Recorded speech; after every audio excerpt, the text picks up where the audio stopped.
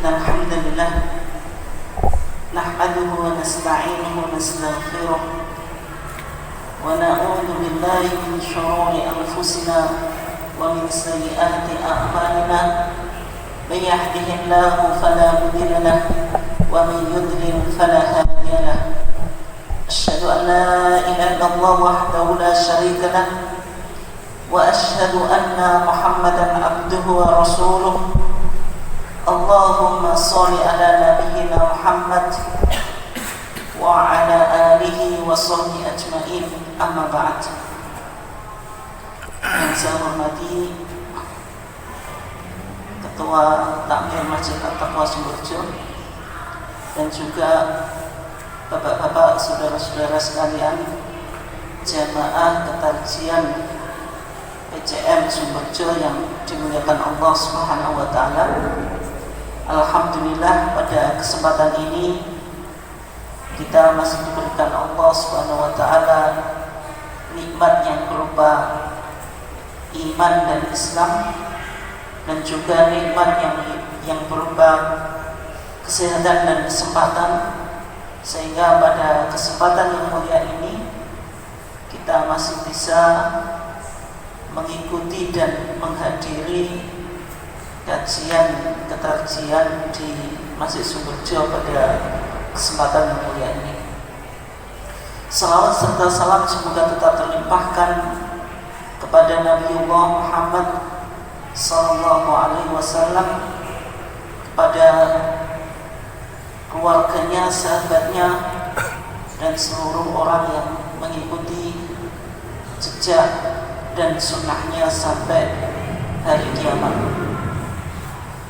Jemaah ketarjian yang dimuliakan Allah, insyaallah pada kesempatan ini kita akan mengkaji topik yaitu teori perubahan hukum menurut manhaj tarjih dan contoh aplikasinya. Dan kenapa topik ini penting? Yang pertama, ketika kita bicara tentang Muhammadiyah, maka Muhammadiyah itu adalah harakah Islamiyah, yaitu gerakan Islam, yang mana gerakan Islam ini diimplementasikan dalam bentuk harakah da'awiyah, gerakan dakwah yang bergerak pada dua bidang. Yang pertama, al-amru bil ma'ruf, mengajak kepada kebaikan. Yang kedua, an-nahyu anil munkar, yaitu mengajak meninggalkan yang mungkar. Kemudian Muhammadiyah itu di dalam pemahaman agama itu memiliki corak tajdid atau tajdid oriented. Artinya Muhammadiyah hadir sebagai gerakan Islam yang menawarkan pembaruan di dalam cara beragama, sehingga semboyan yang muncul di dalam gerakan Muhammadiyah ini yaitu semboyan ar-ruju' ilal Quran wa sunnah, atau back to the Quran and Sunnah, atau kembali kepada Quran dan Sunnah. Dan kemudian jemaah sekalian yang dimuliakan Allah, ketika kita bicara tentang tajdid di Muhammadiyah, sebagaimana yang sudah sering kita kaji dan kita pahami, tajdid itu memiliki dua makna,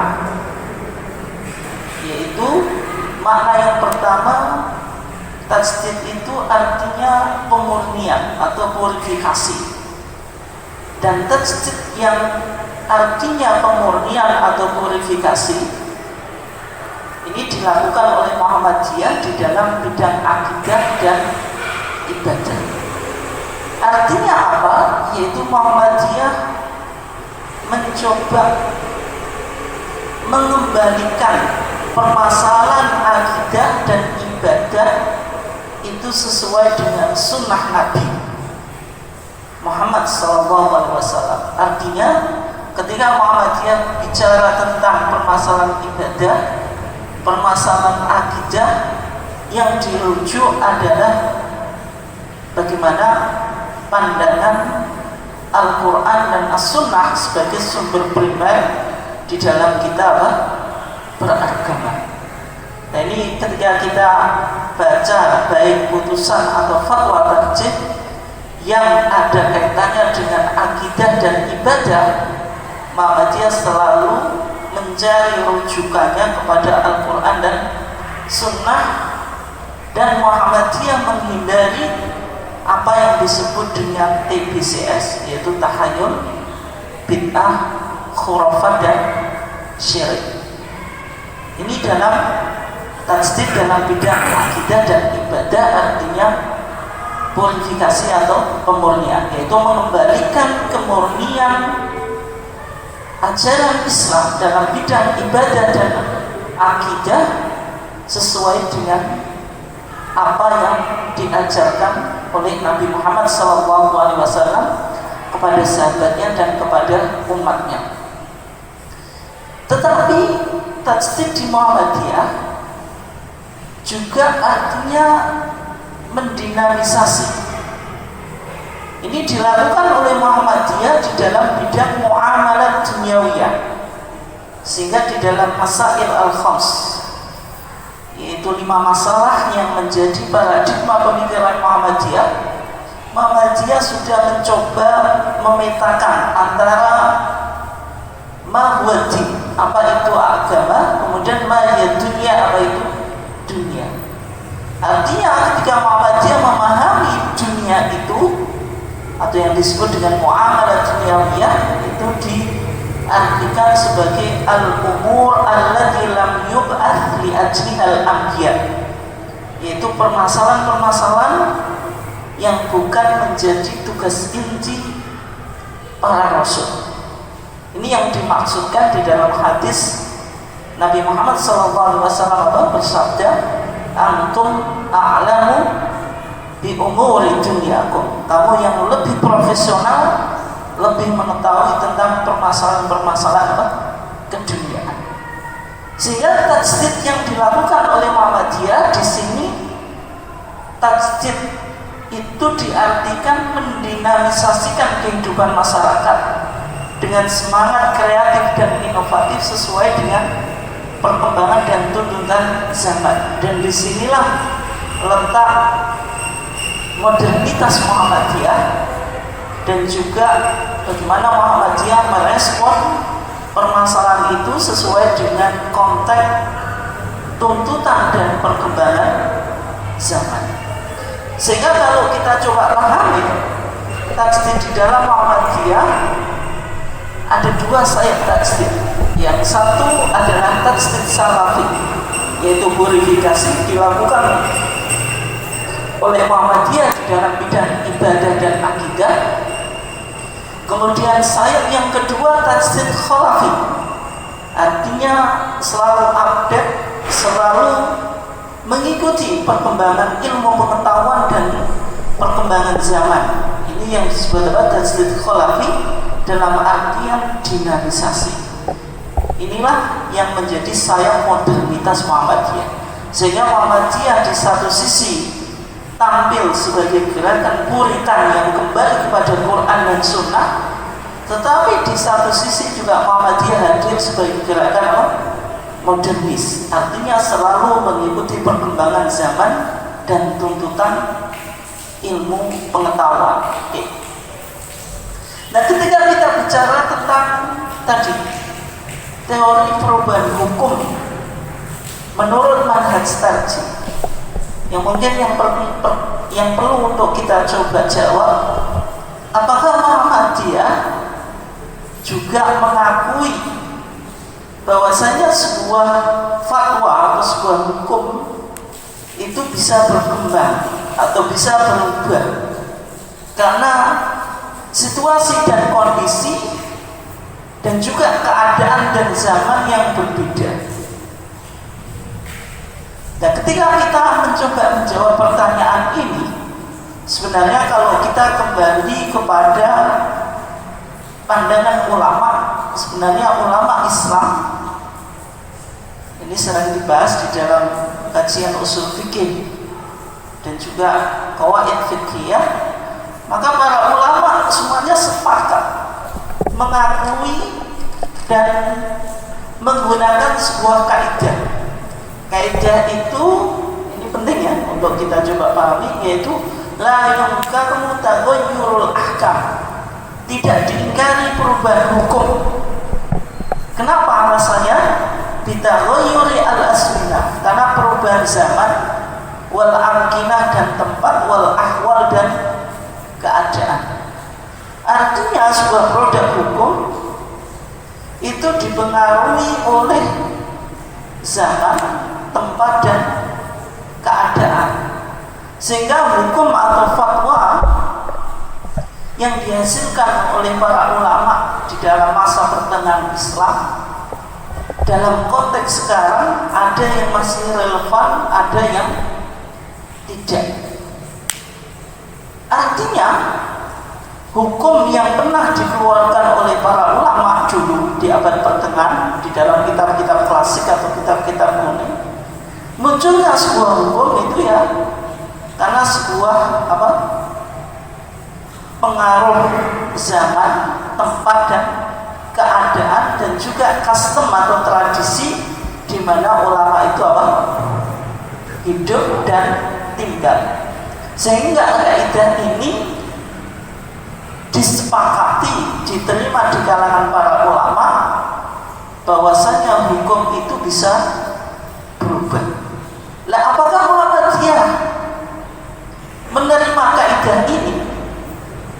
Ya, kalau kita baca di dalam putusan dan fatwa-fatwa Muhammadiyah, terutama fatwa-fatwa, dan juga secara prakteknya sebenarnya Muhammadiyah menerima kaidah sebagaimana kaidah ini disepakati oleh para ulama, bahwasanya hukum itu bisa berubah sesuai dengan konteks, yaitu konteks zaman, konteks tempat, dan konteks keadaan.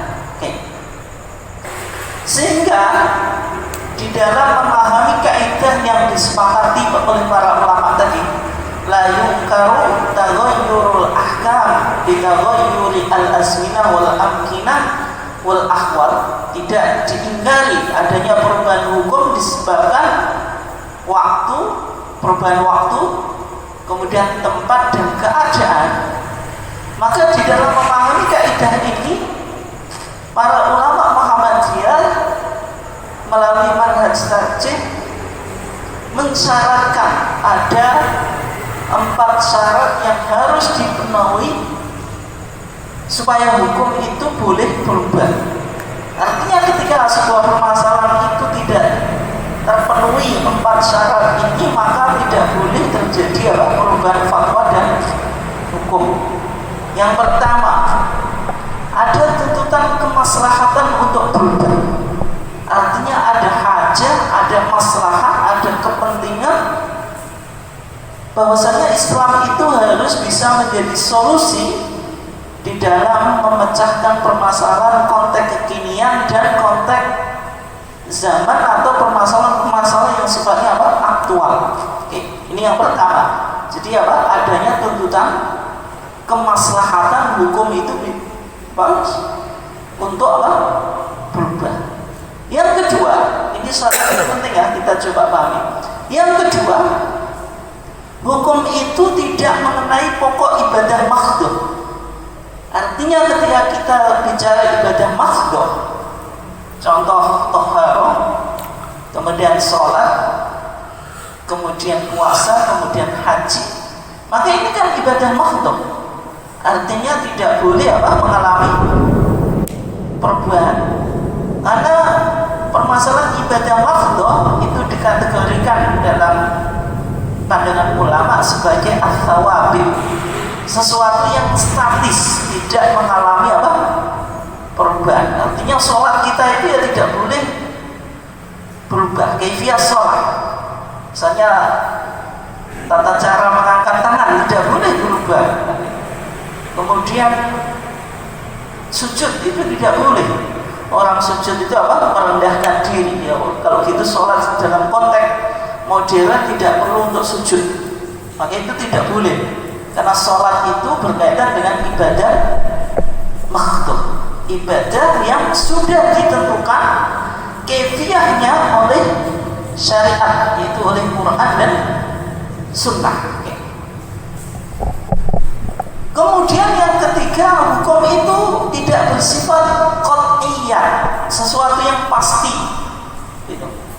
Qat'iyah sesuatu yang pasti.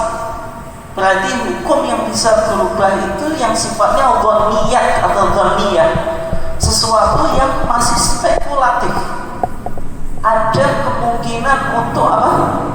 Berubah. Tapi kalau sesuatu yang sudah qat'iyah, misalnya wajibnya sholat 5 waktu, ini sudah apa? Qat'i, tidak boleh ditafsir ulang. Oh, yang wajib misalnya 3, yang 2 tidak, itu tidak boleh.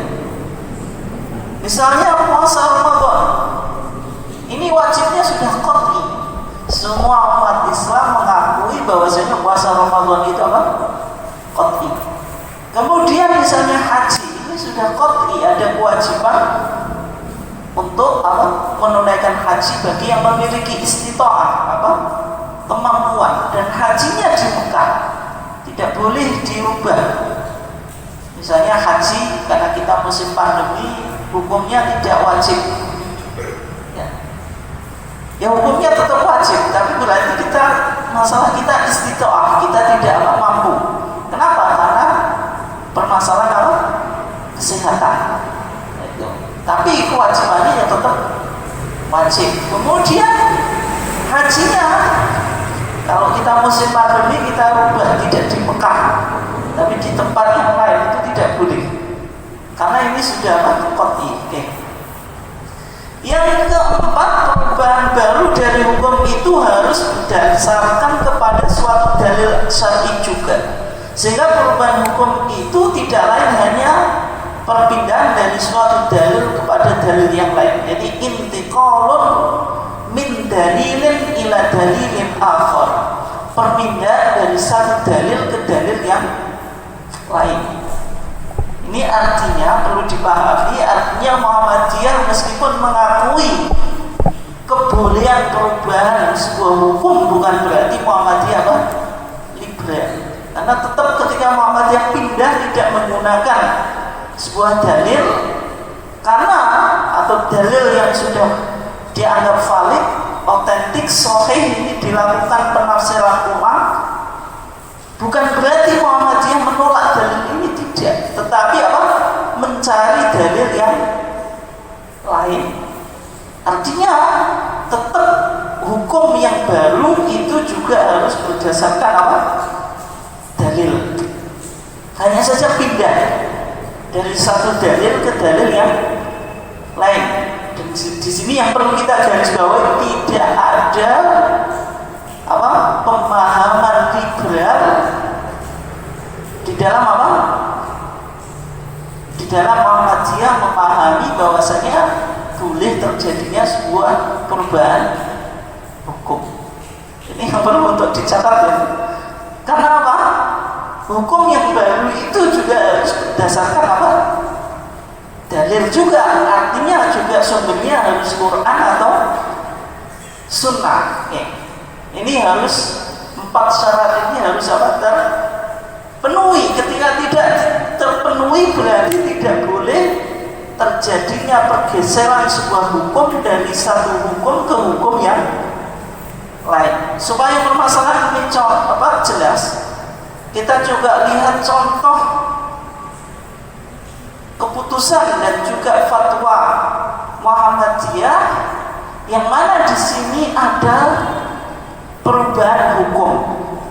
Oke. Yang pertama, kalau kita baca di dalam kitab-kitab fikih klasik atau kitab kuning, dalam penentuan bulan Qamariyah, terutama untuk kepentingan masuknya bulan Ramadan dan Idul Fitri dan Idul Adha, Dalam kajian ulama klasik mereka menggunakan apa? Ru'yatul hilal, yaitu melalui metode melihat bulan secara kasat mata atau secara tradisional. Tetapi sekarang kalau kita lihat, semua ulama klasik pasti mengatakan masuknya bulan Ramadan itu ya dengan apa? Ru'yatul hilal. Tidak ada yang mengatakan dengan hisab. Dan ini sesuai dengan hadis Nabi. Tapi kok dalam konteks Muhammadiyah, sekarang Muhammadiyah tidak menggunakan apa? Ru'yatul hilal, tetapi menggunakan metode hisab.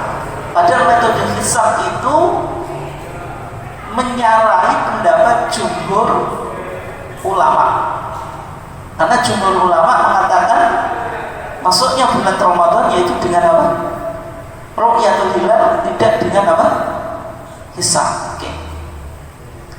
Yang kedua, tahun 1976 di Monas Tarji di Garut, Muhammadiyah membuat sebuah buku yang namanya Adabul Mar'ah fil Islam.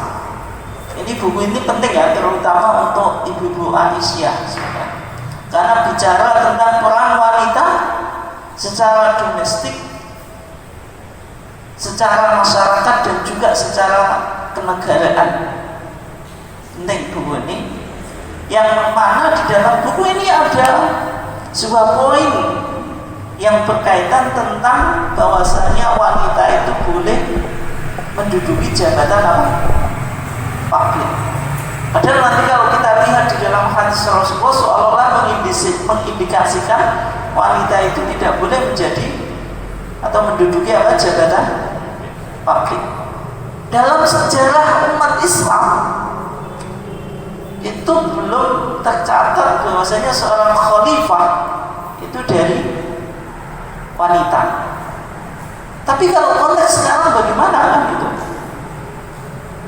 Yang mana wanita ada yang menduduki jabatan publik, jadi kepala sekolah, jadi direktur rumah sakit, jadi pejabat-pejabat yang lain. Ini kan perlu untuk direspon. Apakah boleh atau tidak? Kemudian kalau kita lihat di dalam HPT jilid 3 dalam tuntunan keluarga sakinah, Muhammadiyah mewajibkan warga Muhammadiyah ketika melakukan pernikahan harus dicatatkan kepada pihak berwenang. Artinya pernikahan tanpa dicatatkan secara resmi dianggap pernikahan yang tidak valid dalam apa? Perspektif Muhammadiyah. Dan juga perceraian yang dilakukan di luar sidang pengadilan atau tidak melalui pengadilan dianggap perceraian itu juga belum sah. Padahal kalau kita lihat di dalam fikih klasik, yang namanya nikah itu hanya perlu apa? Wali sama syahidain adlain, dua saksi yang adil.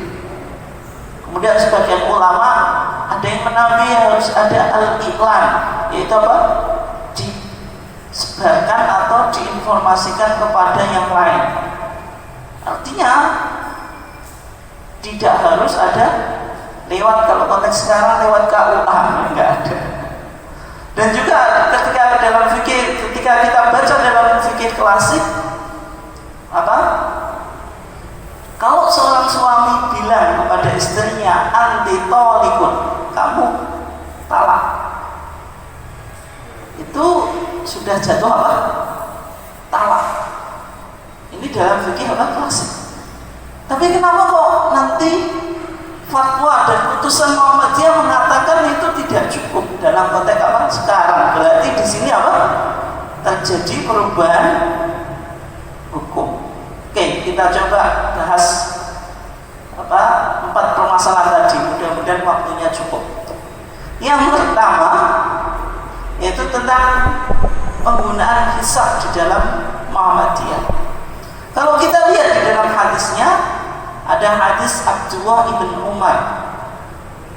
Kalau dia berkata, sami'tu Rasulullah SAW yaqul, saya mendengar Rasulullah SAW bersabda, idza ra'aitumuhu fasumu, kalau engkau melihat bulan maka puasalah. Wa idza ra'aitumuhu fa'aftiru, kalau engkau melihat bulan maka berbukalah. Fa in humma 'alaikum faqdurulah, kalau bulan itu terhalang oleh awan, faqdurulah, maka hitunglah atau estimasikanlah. Artinya menggunakan apa? Ya, nanti di sini istikmal atau hisab. Nanti kita lihat. Tapi intinya di sini hadisnya secara sore menjelaskan bahwasanya masuk dan keluarnya bulan Qamariyah itu dengan apa? Melihat bulan atau apa? Ru'yatul hilal. Dan ini yang dilakukan oleh Nabi. Tidak pernah Nabi satu kali pun apa? Puasa dengan hisab. Sahabat juga sama. Dan di akhir pertemanan umat Islam, dan itu dijelaskan di dalam fikih-fikih klasik, ya semuanya pakai ru'yatul hilal. Dalam konteks modern mungkin Muhammadiyah yang agak berbeda sendiri. Mayoritas umat Islam masih menggunakan apa?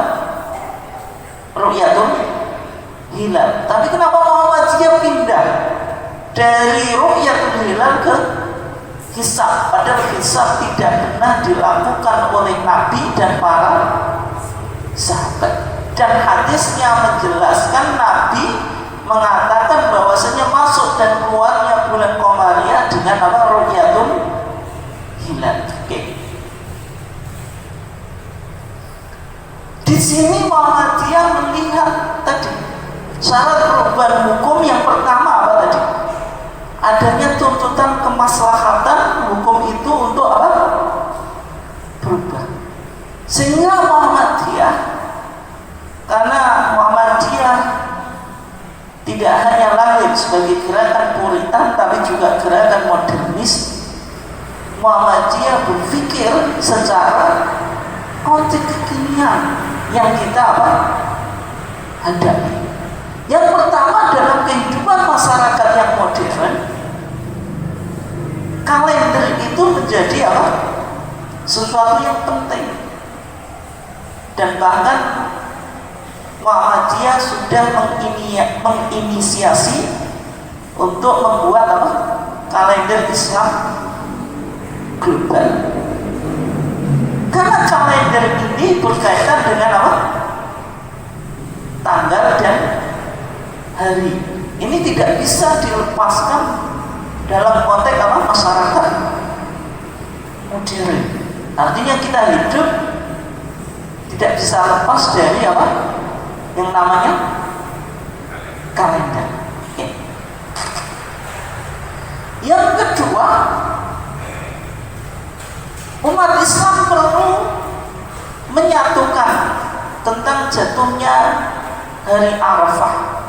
Karena Yaumul Arafah itu sebagai peristiwa yang penting yang harus dilakukan oleh orang yang haji, yaitu apa? Wukuf di Arafah. Bagi umat Islam yang tidak melaksanakan haji, wukuf Arafah juga penting, atau Yaumul Arafah juga penting untuk apa? Puasa Arafah. Artinya ketika kita tidak punya kalender, maka umat Islam tidak bisa bersatu. Nanti hari Arafah bisa jadi apa? Beda-beda. Yang Mekah sudah mengatakan sekarang hari Arafah, yang Indonesia apa? Belum. Atau sebaliknya, di Indonesia sudah dikatakan hari ini hari Arafah, tapi di Mekah belum. Nah, ini menjadi persoalan dalam konteks apa? Modern. Kalau konteks dulu, zaman klasik itu mungkin tidak begitu problem. Kenapa? Karena arus globalisasi dan informasi belum secanggih sekarang.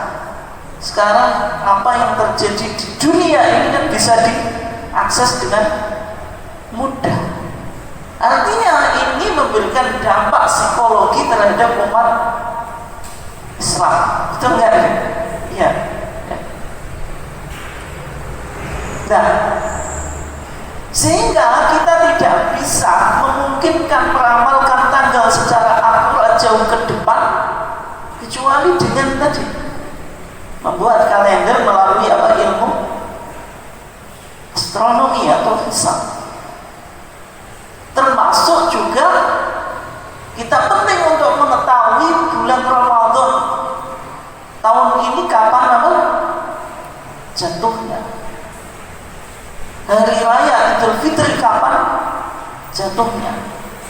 Ketika kita tidak menggunakan hisab, maka problem kita apa? Problem kita tidak bisa merancang sesuatu yang kita lakukan di masa yang akan datang. Sehingga Muhammadiyah sudah bulan Ramadan ke depan ini sudah dilakukan hisab dan tidak mengalami perubahan. Sehingga schedule itu sudah jelas. Beda dengan ini yang dilakukan oleh Muhammadiyah, sehingga tidak pernah di Muhammadiyah bingung besok ini sudah masuk bulan Ramadan atau tidak. Ya tunggu ru'yatul hilalnya, karena ada dua kemungkinan. Kalau di Muhammadiyah tidak mengalami keraguan-keraguan. Nah, sehingga ini artinya ada sebuah kemaslahatan yang ingin dicapai. Kenapa menggunakan hisab? Dan kalau Muhammadiyah tadi tidak menggunakan hadis wa idza ra'aitumuhu fasumu wa idza ra'aitumuhu fa'aftiru. Muhammadiyah seolah-olah tidak memakai hadis Nabi. Nabi mengatakan kalau kamu sekalian melihat bulan maka puasalah, dan kalau kamu sekalian melihat bulan maka berbukalah. Seolah-olah Muhammadiyah tidak memakai hadis ini. Tadi Muhammadiyah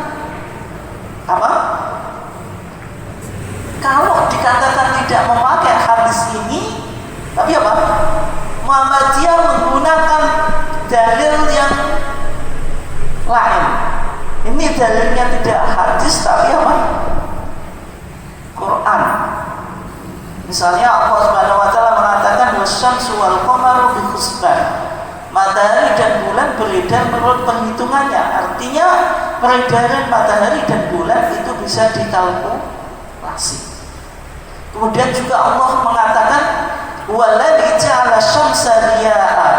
Dialah yang menjadikan matahari itu bersinar. Wal qamara nura, dan bulan bercahaya. Kemudian dikatakan wa qaddarahu manazila, dan ditetapkan bagi bulan itu manzilah-manzilah lita'lamu adadas sinina wal hisab, supaya kamu mengetahui bilangan tahun dan perhitungan waktu. Artinya ketika Muhammadiyah sekarang menggunakan hisab, itu beralih. Tadi kan syaratnya harus pindah dari satu dalil ke dalil yang lain. Muhammadiyah menggunakan dalil di atas hadis, yaitu Quran, yaitu dua ayat ini. Oke. Nah, bagaimana kita melakukan interpretasi atau penafsiran ulang?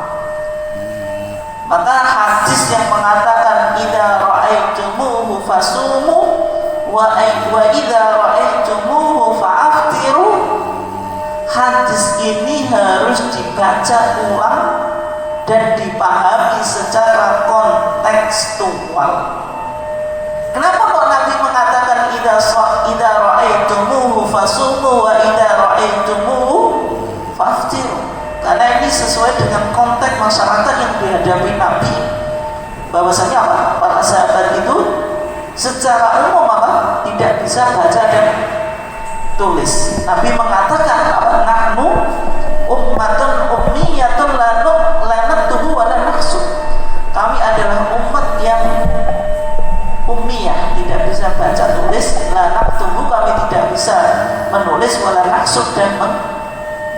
Artinya perintah atau sabdanya Nabi itu sesuai dengan konteks apa?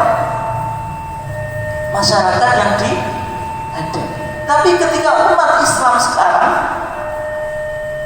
sudah bisa dikatakan menguasai ilmu pengetahuan dan teknologi, sehingga ilmu astronomi sudah banyak dikaji oleh umat Islam, sehingga harus ada perubahan, peralihan dari cara ru'yat konvensional kepada ru'yat dengan ilmu pengetahuan.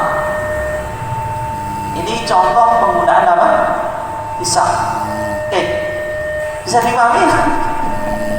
Oke, kita ambil contoh yang kedua. Saya nggak tahu waktunya ini masih panjang atau enggak.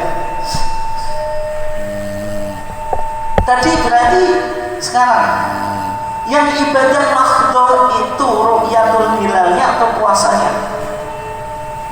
Kalau dalam pandangan Muhammadiyah yang tidak boleh berubah itu apa? Puasa. Tapi kalau ru'yatul hilal itu bukan ibadah, tapi apa? Muamalah duniawiyah yang berkembang sesuai dengan konteks zaman. Sehingga yang ditafsirkan ulang oleh Muhammadiyah itu ru'yatul hilal nggak ditafsirkan dengan apa? Bisa. Tapi kalau puasanya, ya Muhammadiyah tidak akan berani. Misalnya merubah, kalau zaman sekarang itu kalau puasa siang hari itu mengurangi etos kerja. Masyarakat modern etos kerja itu penting, sehingga puasa digeser di waktu malam. Itu tidak pernah dilakukan oleh Muhammadiyah, karena puasa itu apa? Ibadah makhdhur yang qat'i, tidak boleh mengalami apa? Perubahan. Tapi kalau metodologi, metode penetapan masuknya dan keluarnya bulan Ramadan itu ta'akuli, bisa dirasionalitaskan, bisa berubah sesuai dengan perkembangan zaman. Oke, yang bisa dipahami. Oke. Yang kedua, tadi wanita bolehkah menduduki jabatan publik, menjadi direktur, menjadi kepala sekolah, menjadi posisi-posisi yang lain yang berkaitan dengan apa? Jabatan publik. Kalau kita lihat di dalam hadis Rasulullah mengatakan apa? Lan yufliha qaumun walau amrahum imra'atan. Lan yufliha, lan itu huruf yang menegasikan sesuatu yang terjadi apa? Akan datang. Artinya ketika dalam bahasa Arab dikatakan lan yufliha, tidak akan beruntung, berarti tidak akan beruntung apa? Selamanya, dan tidak pernah apa? Beruntung. Qaumun tidak akan beruntung suatu kaum, suatu bangsa, walau amrohum, yang menyerahkan perkara mereka imro'atan kepada wanita. Ini sabdanya siapa? Sabdanya Nabi. Validitas atau kualitas hadisnya ini sahih atau tidak? Rawahul Bukhari, diriwayatkan oleh Imam Bukhari, sahih atau tidak? Ya sahih, karena perawinya Imam Bukhari.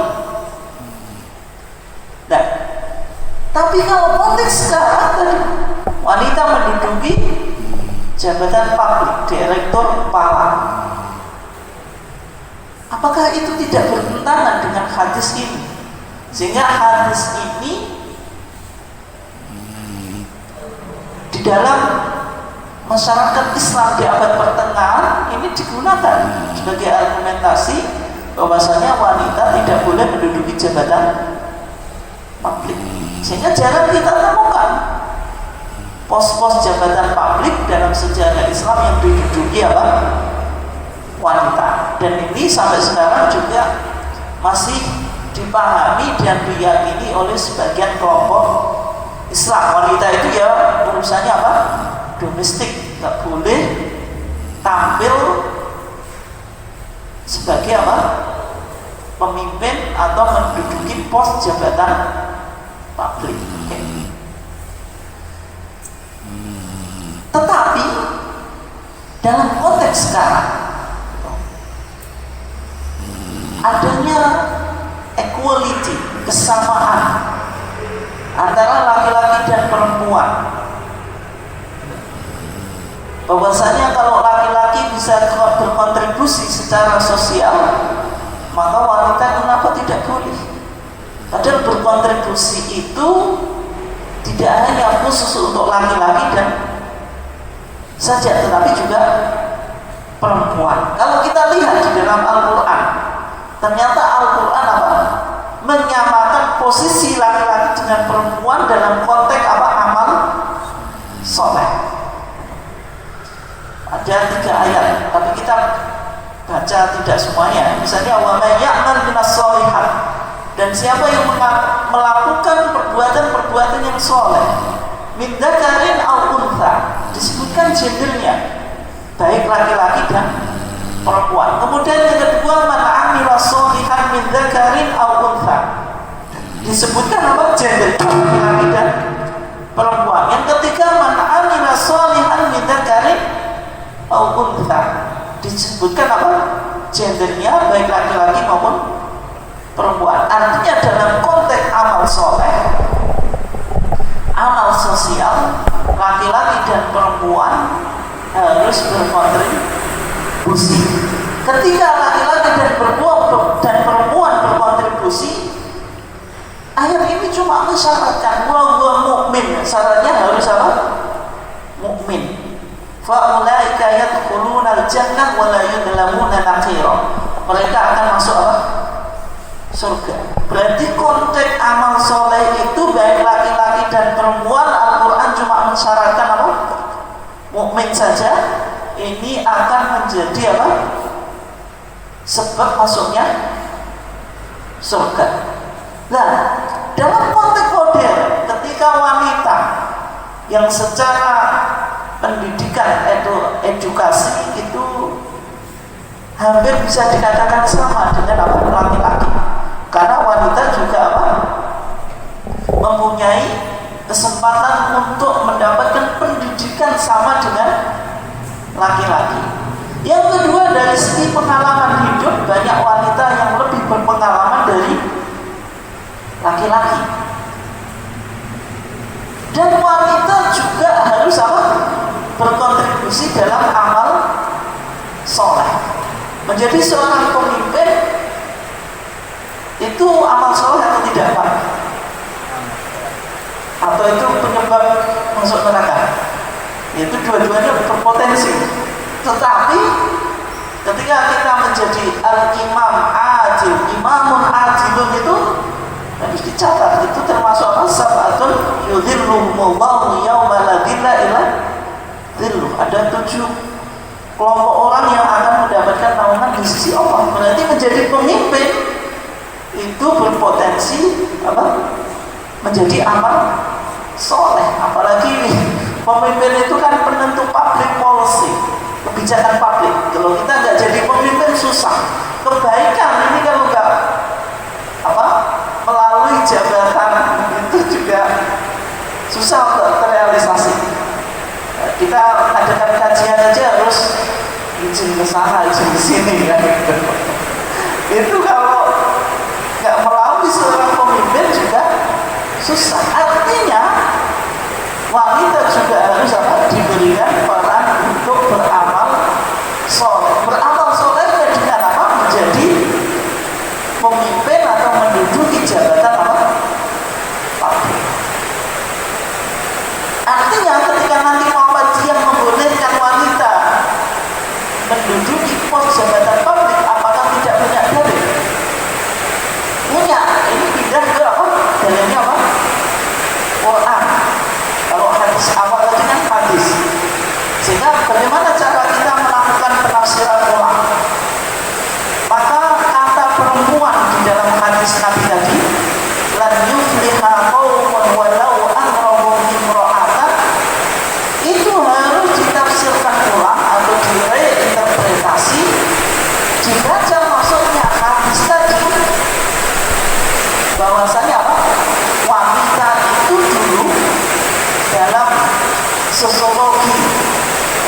masyarakatnya Nabi dianggap apa?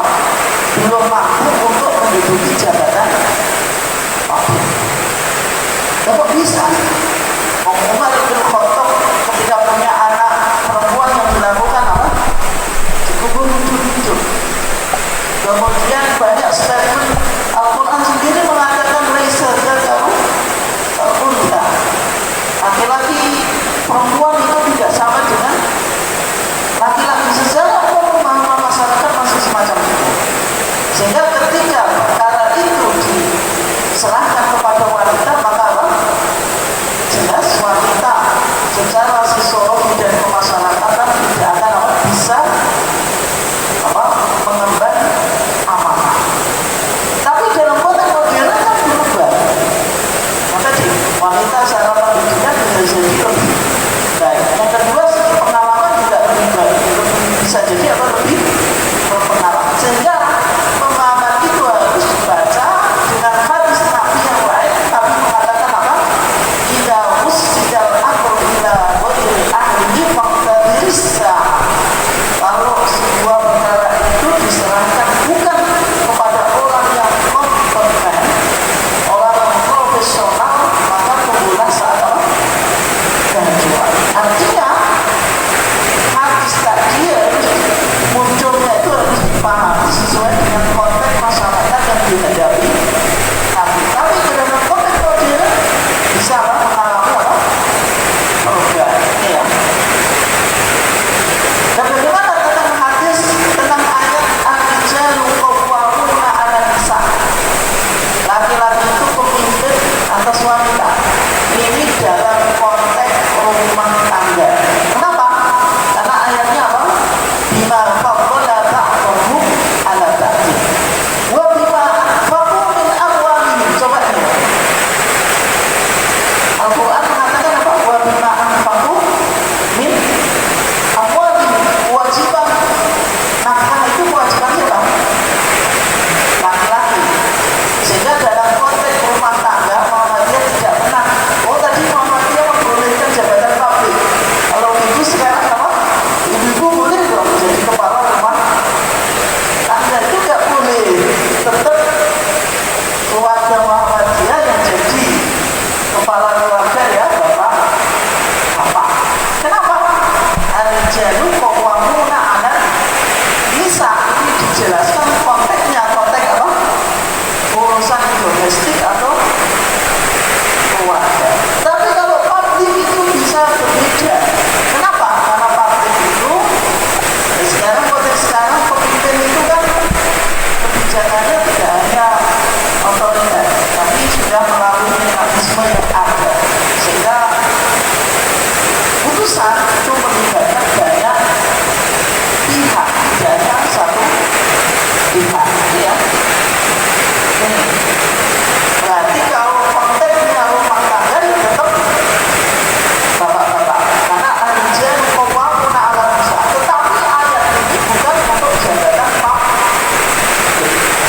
Nah kemudian sekarang bagaimana kalau apa? Imam sholat. Kalau sholat itu ibadah makruh. Apakah Ibu Aisyah boleh mengimami sholat? Nah kalau kita lihat dalam fatwa dan putusan tadi ya tidak ada. Muhammadiyah mengatakan bahwasanya imam sholat itu tidak sah kecuali dari laki-laki. Nah kenapa kok demikian? Syaratnya tadi 4 syarat tadi, antaranya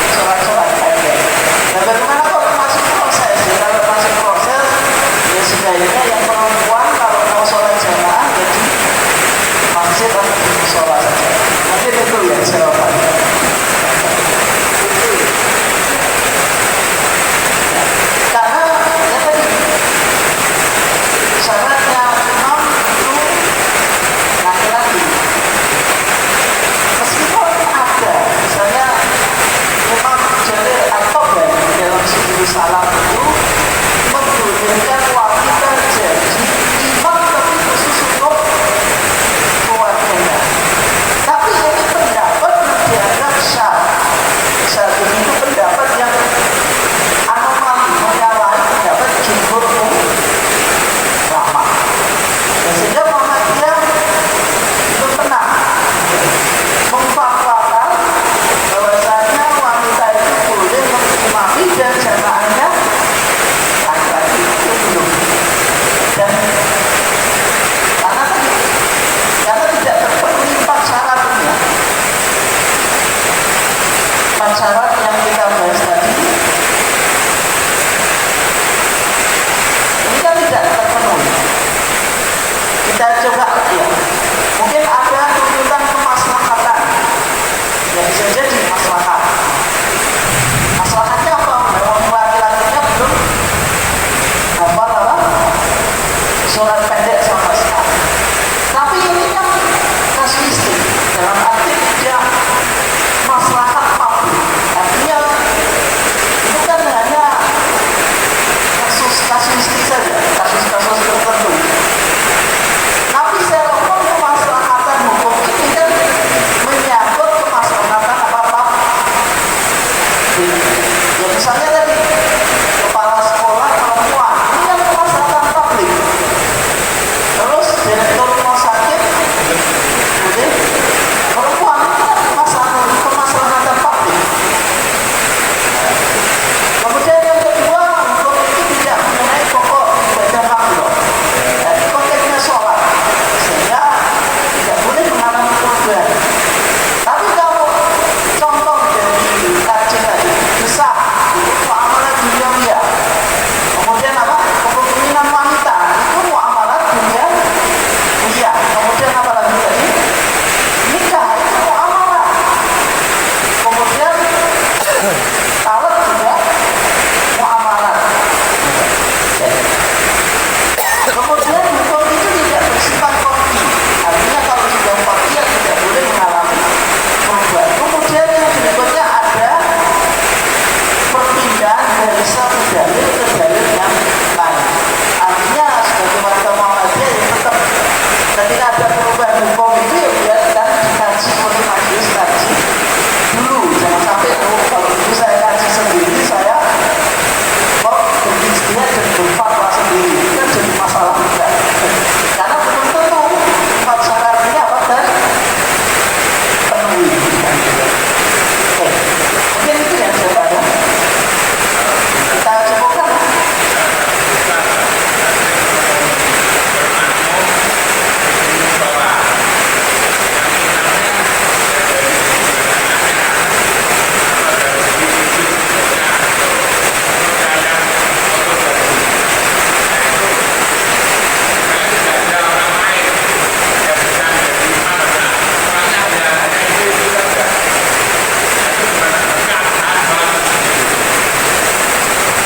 Ya.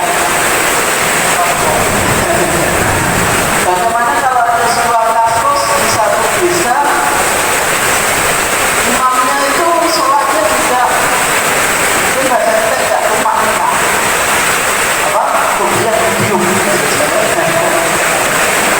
bacanya juga tidak fasih.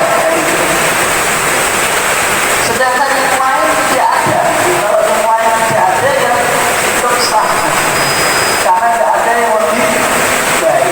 Tapi kalau ada yang lain yang lebih baik pasti mengkritik. Kok bisa mengkritik? Ya, karena dia berani mengkritik berarti dia merasa lebih baik. Yang mengkritik itu dia jadi imam.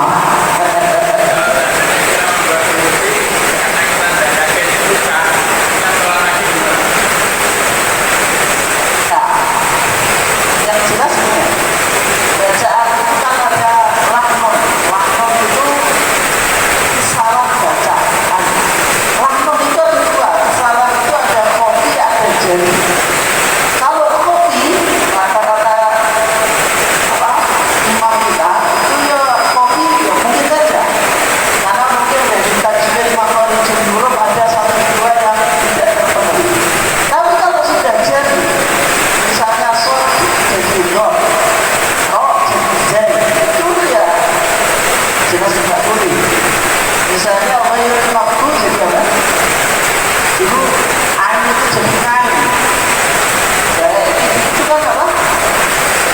kesalahan yang apa?